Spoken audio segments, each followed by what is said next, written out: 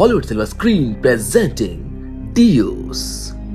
दोस्तों जरा कल्पना कीजिए कि जनसंख्या को कम करने के लिए भगवान एक रहस्यमय स्फीयर बनाते जिसमें जो भी एंटर करता है उसकी मौत हो जाती है। बिल्कुल कुछ ऐसा ही है हमारी आज की इस फिल्म डियोस में, जिसके अंदर काफी सारे ट्विस्ट छुपे हुए हैं। इसीलिए इस वीडियो को एंड तक जरूर देखिएगा। इस कहानी की शुरुआत होती है एक अजीब घटना से। पृथ्वी धीरे धीरे सिकुड़ रही है। इंसानों ने इस ग्रह को इतना नुकसान पहुंचाया है कि अब इसका अंत निकट है। लोग बचे रहने के लिए किसी भी तरह से यहाँ से निकलने की कोशिश कर रहे हैं। तभी अचानक मंगल ग्रह के पास एक विशाल काला कोना यानी कि एक ब्लैक स्फीयर आ जाता है, जिससे पूरी दुनिया में हड़कंप मच जाता है। इस रहस्य की सच्चाई जानने के लिए 6 अंतरिक्ष यात्रियों को एक्लिस नाम के एक स्पेसशिप से वहाँ पर भेजा जाता है। मिशन लंबा और कठिन होने वाला है, इसलिए क्रू को 8 महीनों तक हाइबरनेशन में रखा जाता है। हाइबरनेशन मतलब गहरी नींद में। इस दौरान कार्ला नाम की एक अंतरिक्ष यात्री बार बार अजीब सपने देखती है। वो अपनी बेटी और अपने माँ के सपने देख रही थी, जो 2 साल पहले एक कार दुर्घटना में मारी गई थी। अब मिशन के पूरा होने में सिर्फ 18 घंटे बाकी है। क्रू के सारे मेंबर्स जाग जाते हैं, जहाँ पर कार्ला देखती है कि रुबिन थोड़ा डरा हुआ है और बेचैन लग रहा है। ये उसका पहला हाइबरनेशन था, इसलिए कार्ला उसको आराम करने की सलाह देती है। इसके बाद कार्ला कमांडर पॉल से मिलती है, जो उस ब्लैक स्फीयर के बारे में ज्यादा इंफॉर्मेशन हासिल करने की कोशिश करती है। लेकिन जब वो उसको स्कैन करने की कोशिश करते हैं तो शिप का एआई कुछ भी खोजने में असमर्थ होता है। कार्ला को शक होता है कि उन्हें इस मिशन को यहीं पर रोक देना चाहिए, लेकिन कमांडर पॉल का ये मानना था कि उनको हर हाल में इस मिशन को पूरा करना होगा। इस बीच रुबिन का डर और भी ज्यादा बढ़ जाता है, क्योंकि उनके पास इस स्फीयर से जुड़ी कोई भी ठोस जानकारी नहीं होती है। फिर वो मिशन के कमांडर वैंस से संपर्क करते हैं। वैंस बताते हैं कि पूरी दुनिया इस रहस्यमय स्फीयर का सच जानने के लिए उत्सुक है और किसी भी कीमत पर इस मिशन को पूरा करना जरूरी है। जिसके बाद शिप में कार्ला को अपनी माँ की आवाज सुनाई देती है, लेकिन जब वो देखती है तो वहाँ पर कोई नहीं होता। उसी समय रुबिन को भी अपने कमरे से कुछ रहस्यमय आवाजें सुनाई देती है, जहाँ उस शिप का एआई ये बताता है कि वो स्फीयर किसी तरह की अजीब एनर्जी प्रोड्यूस कर रहा है। ये सुनते ही कार्ला मेन डेक की ओर दौड़ पड़ती है और देखती है कि स्फीयर से एक चमकदार रोशनी निकलकर सीधा इनके जहाज पर आ रही है। इस तेज किरण की वजह से जहाज की कई प्रणालियां यानी कि सिस्टम्स खराब होने लगे हैं। बाकी क्रू मेंबर्स भी डेक पर आ जाते हैं। तभी टैगे अनुमान लगाता है कि शायद ये रोशनी हमारे शिप को उस स्फीयर तक ले जाने के लिए एक रास्ता है। अब जैसे ही इनका स्पेसशिप स्फीयर के करीब पहुंचता है, तभी शिप का एआई एक अजीब सी आवाज को पकड़ता है, जो उस स्फीयर से आ रही होती है। जब कार्ला उसको ध्यान से सुनती है तो उसको लगता है जैसे कोई कोडेड मैसेज बार बार दोहराया जा रहा हो। रुबिन को ये सब देखकर घबराहट होने लगती है। वो कहता है कि उनको तुरंत वापस लौट जाना चाहिए, इसीलिए वो घबराकर कमरे से बाहर भाग जाता है। कार्ला को भी महसूस होता है कि मिशन को यहीं पर रोक देना चाहिए और ईईआई यानी कि अर्थ एक्सप्लोरेशन इंस्टीट्यूट से कांटेक्ट करके संचार प्रणाली को ठीक करना चाहिए, ताकि वैंस को इस नई जानकारी के बारे में बताया जा सके। खासतौर पर अगर ये कोई शत्रु एलियन हुआ तो स्थिति और खतरनाक हो सकती थी।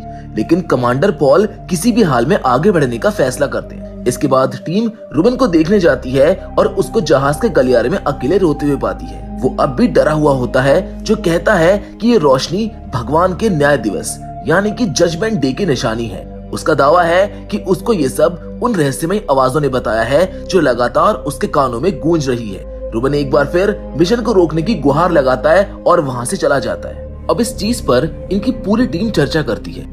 तभी उल्फ कहता है कि हमारा काम है कि हम इस रहस्य से पर्दा उठाए कि आखिर ये स्फीयर क्या है। वो ये भी कहता है कि अगर एलियंस हमारे साथ कोई खेल खेल रहे हैं तो वो इस स्फीयर को नष्ट भी कर सकते हैं। अब कमांडर पॉल ये सब कैमरे की मदद से देख रहा होता है, इसीलिए वो तुरंत उल्फ को डेक पर बुलाता है और उसको सख्त चेतावनी देता है कि कभी भी स्फीयर को नुकसान पहुंचाने की बात मत करना। अब जहाज स्फीयर के और करीब पहुंचने वाला होता है कि तभी कार्ला और एक और क्रू मेंबर को फिर से वही रहस्यमय आवाज सुनाई देने लगती है। उल्फ कार्ला को उसके कमरे तक छोड़ने जाता है, जहां पर कार्ला उसको बताती है कि कार एक्सीडेंट के बाद से उसको लगातार सिर दर्द रहता है, लेकिन अभी भी वो उन रहस्यमय आवाजों का जिक्र उसके साथ नहीं करती है। अब उनकी बातचीत पूरी हुई भी नहीं थी कि तभी वहाँ पर कुछ अजीब होता है। टैगी अचानक घबराते हुए टीम को बताती है कि रुबिन कहीं पर गायब हो गया है। पूरी टीम उसकी तलाश में जुट जाती है। इस बीच टैगी कार्गो एरिया की जांच करती है, जहाँ पर उसको रुबिन कंटेनरों के पीछे छुपा हुआ मिलता है। वो तेज रोशनी से घिरा होता है और किसी अनदेखी आवाज से बचने की कोशिश कर रहा होता है जो उसके दिमाग में लगातार गूंज रही थी। लेकिन सबसे डरावनी बात ये थी कि कोई उसके ऊपर किसी तरह का रिचुअल कर रहा था। उसके शरीर पर धार्मिक प्रतीक खुदे हुए थे। ये दृश्य देखकर टैगे चीख पड़ती है।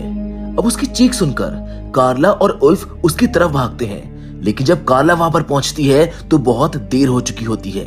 टैगे की लाश जमीन पर पड़ी होती है, जिसका पेट फटा हुआ होता है और उसकी आंतें बाहर निकली हुई होती हैं। इसी बीच रूबेन कार्ला को देख लेता है। वो उसको धमकी देता है कि वो उसको भी मार डालेगा, लेकिन तभी वहां पर उल्फ भी पहुंच जाता है, जो रूबेन को देखता है, जो अभी पूरी तरह से डरा हुआ है। वो कुछ अजीब सी बातें कर रहा है। वो कहता है कि अब वो मोक्ष प्राप्त कर चुका है और यदि वो इस स्फीयर पर उतर गया तो वो भगवान के नरसंहार यानी कि गॉड जेनोसाइड का हिस्सा बन जाएगा, जिस दिन भगवान पूरी मानवता को खत्म करने का फैसला लेंगे। रूबेन ये भी दावा करता है कि पॉल कुछ छुपा रहा है, उसके पास अभी भी शिप का कंट्रोल है। तभी पॉल अचानक पीछे से आता है और बिना किसी झिझक के रूबेन को गोली मार देता है। रूबेन की वहीं मौके पर मौत हो जाती है। पॉल के चेहरे पर कोई भाव नहीं होता, वो पूरी तरह से शांत रहता है। वो उल्फ को ऑर्डर देता है कि इन दोनों डेड बॉडीज को बैग में डाल दो। कार्ला झुकती है और रूबेन का चाकू उठा लेती है, जिसके बाद वो पॉल का पीछा करते हुए लिफ्ट तक पहुंच जाती है। वो पॉल से पूछती है कि क्या वो सच में कुछ जानता है, जिस पर पॉल थोड़ा सा अनकंफर्टेबल हो जाता है और इनकार कर देता है। वो झुंझलाकर कार्ला से कहता है कि इस मिशन को पूरा करना हमारा लक्ष्य है। अब वो दोनों बातें करते हुए पॉल के कमरे तक पहुंच जाते हैं, जहां कार्ला का गुस्सा फट पड़ता है। वो पॉल से पूछती है कि उसने अपने क्रू मेंबर्स की मौत को इतनी बेरुखी से कैसे देख लिया, जिस पर पॉल बिना कुछ जवाब दिए वहां से चला जाता है। दूसरी ओर उल्फ उन बॉडीज को बैग्स में रखने के बजाय हाइबरनेशन पॉड्स में रख देता है। इस दौरान एक और क्रू मेंबर जिसका नाम एलिस है, वो ये अनाउंसमेंट करता है कि अब स्फीयर तक पहुंचने में सिर्फ 3 घंटे बाकी हैं। वो खुद को बाकी टीम से अलग कर लेता है और एक छोटे शिप में चला जाता है। अब कार्ला स्फीयर को ध्यान से देखती है। वो महसूस करती है कि उसके ऊपर कुछ अजीब से सिंबल्स बने हुए हैं, लेकिन वो समझ नहीं पाती कि वो क्या चीज है। आखिरकार जब शिप स्फीयर पर लैंड करता है तो शिप का कम्युनिकेशन सिस्टम ऑटोमेटिकली काम करने लगता है। टीम अब वापस से वैंस के संपर्क में आ जाती है। उसी वक्त वैंस को स्फीयर से एक कॉल आता है, जिसमें बताया जाता है कि पृथ्वी पर 10,000 अनजान चमकदार सिंबल्स उभर आए हैं, बिल्कुल उन्हीं सिंबल्स की तरह जैसा कार्ला ने स्फीयर पर देखा था। लेकिन ये संरचनाएं जो थी, ये हमला नहीं कर रही थी, बस अचानक वहां पर प्रकट हो गई थी। वैंस को यकीन हो जाता है कि ये सब स्फीयर की वजह से हो रहा है और वो इस रहस्य की गहराई तक जाने का फैसला करता है। अब ये रहस्य जितना जल्दी हो सके सुलझाना जरूरी हो गया था। इसीलिए पॉल तुरंत ऑर्डर देता है कार्ला और उल्फ को बाहर जाकर जांच करने के लिए। लेकिन शॉन ये सुझाव देता है कि उनके साथ एक वैज्ञानिक का जाना भी जरूरी है। तीनों अपने स्पेस सूट पहनते हैं और वेलेंटिस की ओर उड़ान भरने के लिए तैयार होते हैं। जब ये शिप से बाहर निकलते हैं तो पॉल कैमरों के जरिए उनकी हर हरकत पर नजर रख रहा होता है। स्फीयर पूरी तरह से घने अंधकार में डूबा हुआ था। वो स्फीयर इतना डार्क था कि कुछ भी देख पाना नामुमकिन था। कार्ला का स्कैनर भी कोई संकेत नहीं पकड़ रहा था। जब कार्ला जमीन पर उतरती है तो वो महसूस करती है कि ये कोई साधारण सतह नहीं है। वो कहती है कि ये अब तक की सबसे खतरनाक चीज हो सकती है जो धरती पर पाई गई है। पॉल उन्हें आगे बढ़ने और रहस्यमय सिंबल्स की जांच करने के आदेश देता है। जैसे ही वो उसके पास पहुंचते हैं, उन्हें एहसास होता है कि ये कोई साधारण दीवार या इमारत नहीं है, बल्कि ये एक गेट है। और तभी अचानक से उस गेट के अंदर से एक रोशनी आने लगती है। उल्फ तुरंत एक फ्लेयर गन चलाता है ताकि इस पूरे स्ट्रक्चर को सही से देख पाए। तभी उसकी नजर एक अजीबोगरीब सिंबल पर पड़ती है, जो कि इवेंट होराइजन है। कार्ला स्कैन करके पुष्टि करती है कि ये गेट उसी रहस्यमय पदार्थ से बना है जिससे स्फीयर बना है। तभी क्रू को अचानक से एक अजीब आवाज सुनाई देती है। पॉल बताता है कि हमारे शिप का एआई इस ट्रांसमिशन को पकड़ रहा है और हमारा एआई ही इसे कम्युनिकेटर्स तक भेज रहा है। ये ट्रांसमिशन केवल एक ही शब्द कह रहा है, वेलकम। ये ट्रांसमिशन उसी स्फीयर से आ रहा है। इसका मतलब है कि स्फीयर एक एंटिटी है जो इनका वेलकम कर रही है। अब जैसे ही रोशनी और तेज हो जाती है, उस गेट के बीचों बीच एक रहस्यमय महिला प्रकट हो जाती है। वो बिना बोले ही अपने विचारों के माध्यम से कोई संदेश भेज रही होती। शिप का एआई इस मैसेज को ट्रांसलेट करके बताता है कि वो औरत खुद को मैसेंजर ऑफ गॉड बता रही है, क्योंकि जो हमारे क्रिएटर हैं वो मानवता को चेतावनी और मुक्ति का एक अवसर देने आए हैं। अब मनुष्य के पास 2 विकल्प हैं। जो इस गेट के अंदर एंटर करेंगे उन्हें शाश्वत शांति प्राप्त होगी, यानी कि उनको मोक्ष प्राप्त होगा, और जो बाहर रहेंगे उन्हें मृत्यु प्राप्त होगी, क्योंकि जब ये स्फीयर अर्थ तक पहुंचेगा तो पूरी अर्थ नष्ट हो जाएगी। ये सब चल ही रहा होता है कि तभी वो औरत कार्ला की माँ का रूप ले लेती है। वो कार्ला से कहती है कि कोई तुम्हारा इस गेट के अंदर इंतजार कर रहा है। कार्ला ये सुनकर सन्न रह जाती है। वो बिना कुछ सोचे समझे धीरे धीरे उस रोशनी की ओर बढ़ने लगती है। अब जैसे ही वो गेट के करीब पहुंचती है, उसकी आंखों के सामने उसके कार एक्सीडेंट वाले फ्लैशबैक्स आने लगते हैं और अगले ही पल वो खुद को एक गोल्डन सिटी में खड़ा पाती है। उसके सर पर वही एक्सीडेंट वाली चोट मौजूद होती है। अचानक वो अपनी बेटी को देखती है। कार्ला खुशी से पागल होकर उसकी ओर दौड़ती है, लेकिन जैसे वो एक दूसरे के करीब आते हैं, कार्ला की आंखें एक झटके के साथ खुल जाती हैं। अब वो खुद को वापस से शिप के अंदर एक टेबल पर पाती है। उसका पूरा शरीर कांप रहा होता है। घबराई हुई कार्ला उल्फ से पूछती है कि मैं यहाँ पर कैसे पहुंची, जिस पर उल्फ बताता है कि जब तुम उस गेट से बाहर आई तब तुम ठीक से खड़ी भी नहीं हो पा रही थी, इसलिए वो कार्ला को तुरंत वापस शिप पर ले आया। इन सब के बीच में एक और चीज होती है जिसमें शॉन की मौत हो जाती है। तभी वैंस का कॉल आता है और वो पूरी जानकारी लेता है। कार्ला उसको गोल्डन सिटी के बारे में बताती है और इसकी तुलना वो यरूशलेम से करती है। उल्फ उसको स्वर्ग कहता है। हालांकि कार्ला अपने परिवार की सच्चाई छिपा लेती है। वैंस बार बार एक ही सवाल करता है, लेकिन जब कार्ला कहती है कि उसको और कुछ मालूम नहीं है तो वो उसकी बात पर भरोसा नहीं करता है। कॉल खत्म होते ही पॉल गुस्से में कमरे से बाहर चला जाता है और अब कार्ला शॉन की मौत के बारे में पूछती, जिस पर उल्फ उसको बताता है कि शॉन का स्पेस सूट खराब हो गया था। लेकिन कार्ला को इस बात पर यकीन नहीं होता, क्योंकि वो सूट इतनी आसानी से खराब होने वाला नहीं था। वो एक एडवांस टेक थी जो टूट ही नहीं सकती थी। उल्फ फिर भी कहता है कि शायद शॉन ने अपने ग्लव्स को ठीक से लॉक नहीं किया था, जिसकी वजह से उसके अंदर प्रेशर बढ़ गया और वो वहीं पर मारा गया। अब कार्ला ये बात भी नहीं मानती है, क्योंकि वो शॉन को जानती थी। वो एक बहुत अनुभवी अंतरिक्ष यात्री था। उल्फ उसको समझाता है कि हर कोई गलती कर सकता है, फिर चाहे वो शॉन या फिर कार्ला ही क्यों ना हो। जिसके बाद वो कार्ला को आराम करने की सलाह देता है, लेकिन कार्ला वापस से स्फीयर में लौटना चाहती थी, जिस पर उल्फ उसको बताता है कि शिप अब वहाँ से निकल चुका है। जिसके बाद आगे हम देखते हैं कि ये दोनों बात करते हुए एक ऐसे कॉरिडोर में पहुंच जाते हैं जहाँ पर कैमरे नहीं होते। वहीं पर उल्फ कार्ला से पूछता है कि गेट के अंदर उसे असल में कौन मिला था।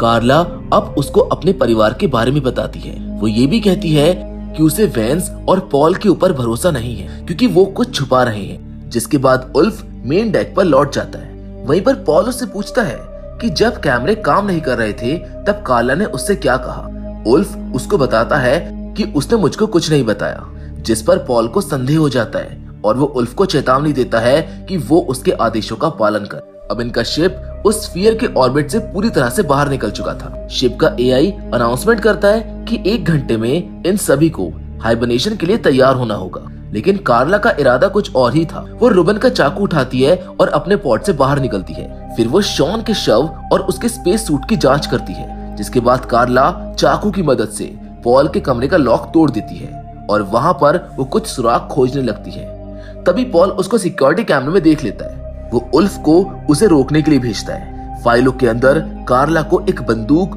और कुछ चौंकाने वाली जानकारी मिलती है। जल्द ही उल्फ अंदर आता है, लेकिन कार्ला उसे बंदूक तानकर रोक देती है। फाइलें पढ़ने के बाद कार्ला को पता चलता है कि उल्फ फॉर्मर एलीट आर्मी का मेंबर था, जिसे एक खतरनाक हिटमैन के रूप में ट्रेनिंग मिली है।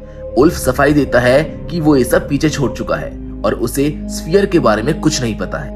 अब कार्ला उसको पकड़कर मेन डेक पर ले जाती है और पॉल पर बंदूक तान देती है। पॉल इसको बगावत करार देता है। वो कहता है कि इसकी सजा सिर्फ मौत होगी कार्ला। लेकिन कार्ला पलटकर जवाब देती है कि शॉन की मौत का असली कारण ये है कि उसको गोली मारी गई थी। वो उल्फ पर शक करती है क्योंकि वो पहले हिटमैन रह चुका था। तभी वैंस का कॉल आता है। वो दावा करता है कि वो कार्ला का दुश्मन नहीं है। वैंस बताता है कि सभी वैज्ञानिक मानते हैं कि कार्ला ने सच में स्वर्ग देखा है।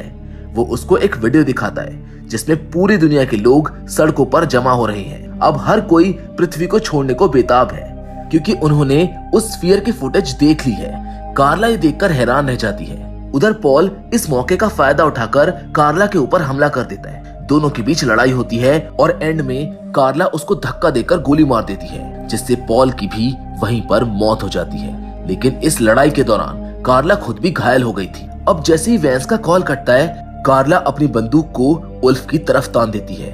उल्फ कन्फेस कर लेता है कि उसी ने शॉन को मारा था, लेकिन वो ये भी कन्फेस करता है कि वो कार्ला को मारना नहीं चाहता था, क्योंकि वो भी ये जानना चाहता था कि आखिर कार्ला ने स्फीयर के अंदर क्या देखा।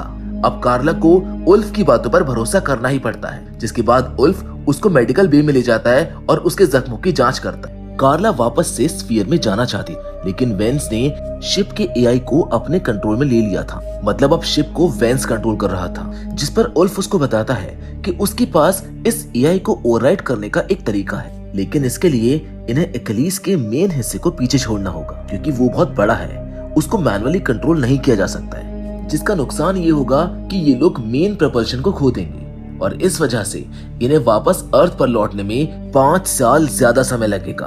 अब ये सुनकर कार्ला निराश हो जाती है, लेकिन उल्फ एक प्लान बनाता है। कार्ला वापस डेक पर जाती है और वेंस को कॉल करके चेतावनी देती है कि अगर जरूरत पड़ी तो वो स्फीयर को नष्ट भी कर सकती है, क्योंकि उसको लगता है कि ये एक झूठ है। जिस पर वेंस उसको कुछ सीक्रेट फाइल्स दिखाता है, जिसमें उस एलिमेंट की जानकारी होती है जिसे कार्ला ने इस ग्रह पर खोजा था। फिर वेंस एक चौंकाने वाला सच कार्ला को बताता है। वो बताता है कि ये स्फीयर उसने खुद बनाया था, ये किसी ईश्वर ने नहीं बनाया है। उसने ये सब 6 अरब लोगों को मारने के लिए बनाया है। उसका मकसद पृथ्वी को नष्ट करना था, क्योंकि वहाँ पर जनसंख्या बहुत अधिक हो चुकी थी। धरती पर जो गेट्स प्रकट हुए थे वो भी कोई जन्नत का रास्ता नहीं थे। ये स्ट्रक्चर और गेट्स भी वेंस की टीम ने ही बनाए थे। जो भी लोग उस गेट के अंदर एंटर करते वो मारे जाते। वो लोगों को डराकर वहां से भगाने का एक तरीका था। इसके बाद वेंस अपनी मौत की ओर बढ़ता है, लेकिन कार्ला को समझ नहीं आता कि ये कैसे संभव है। तभी वो अपने परिवार की आवाजें सुनने लगती है, जिस पर वेंस कबूल करता है कि उसके एक्सीडेंट के बाद उसने कार्ला के दिमाग में एक चिप लगा दी थी। यहाँ तक कि वो एक्सीडेंट भी वेंस की साजिश थी, ताकि कार्ला को इस मिशन के लिए तैयार किया जा सके। इसको सुनकर कार्ला रो पड़ती है और वेंस को राक्षस कहकर बुलाती है। इसी बीच उल्फ कार्ला से कांटेक्ट करता है और उसको बताता है कि उसने एक्लीस की कोर पर कंट्रोल पा लिया है। वेंस को एहसास हो गया था कि कार्ला और उल्फ स्फीयर को डिस्ट्रॉय करने का प्लान बना रहे हैं, इसीलिए वो तुरंत शिप एआई को ऑटो डिस्ट्रक्ट मोड एक्टिवेट करने के लिए कहता है, जिस वजह से सायरन बजने लगता है और एआई एक अनाउंसमेंट करता है कि एक्लीस 3 मिनट के अंदर डिस्ट्रॉय हो जाएगा। अब गुस्से में कार्ला वेंस के होलोग्राम डिस्प्ले पर शूट कर देती है ताकि कॉल कट जाए, जिसके बाद वो उल्फ से कांटेक्ट करती है, जो उसे मेन शिप के बड़े कार्गो स्ट्रक्चर को अलग करने का कोड देता है। उल्फ अभी भी लिफ्ट में फंसा हुआ था और लिफ्ट बहुत धीमे चल रही थी। वो मेन शिप तक नहीं पहुंच सकता था, इसीलिए वो कार्ला से कहता है कि वो उसको छोड़कर चली जाए। कार्ला पहले मना कर देती है, लेकिन तभी सेल्फ डिस्ट्रक्शन ऑन हो जाता है और एक्लीस के कई हिस्सों में एक साथ बड़े धमाके होने लगते हैं। कार्ला के पास कोई और विकल्प नहीं होता है, इसीलिए वो शिप से अलग हो जाती है। वो डर के मारे देखती है कि कैसे ये ब्लास्ट उस मेन क्रिएशन को डिस्ट्रॉय कर रहे हैं। वो सोचती है कि उसका दोस्त मारा गया, लेकिन तभी उल्फ अचानक से उससे कांटेक्ट करता है। वो कहता है कि मैं कार्गो बे के डिस्ट्रॉय होने से पहले ही वहां से निकल गया था। अब ये दोनों दोस्त अपने बचने की खुशी में एक साथ बैठकर जश्न मनाते। वो दोनों शराब पीते हैं। उल्फ समझाता है कि उन्होंने कोर का आधा हिस्सा खो दिया है, इसीलिए अब हमें कोर को मैनुअली ब्लास्ट करना होगा, जिस पर कार्ला उससे कहती है कि ये काम हम साथ मिलकर करेंगे। लेकिन जब उनका शिप स्फीयर पर उतरता है तो उल्फ दरवाजा बंद कर देता है और कार्ला से कहता है कि पृथ्वी पर वापस लौट जाओ ताकि पूरी दुनिया को तुम ये सच बता सको।